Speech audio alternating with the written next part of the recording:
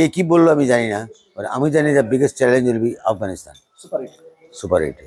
Because Afghanistan তারা কিন্তু target করবে বাংলাদেশকেই, যেরকম আমরাও অত চাইবো যে আফগানিস্তানকে হারাই। মানে আফগানিস্তান তাদের ক্রিকেটটার ডেভেলপমেন্টটা যদি আমরা দেখি, গতিটা, ঊর্ধ্বগতিটা, তারা একটা প্রমাণ একটা বললেই আপনি পাবেন।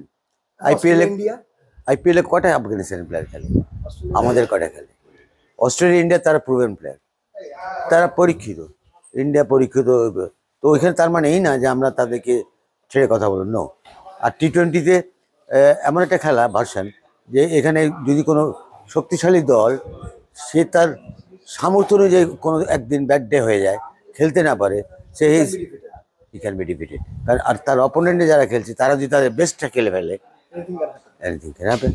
তো সেরকম একটা প্রত্যাশা তো আমরা রাখবই।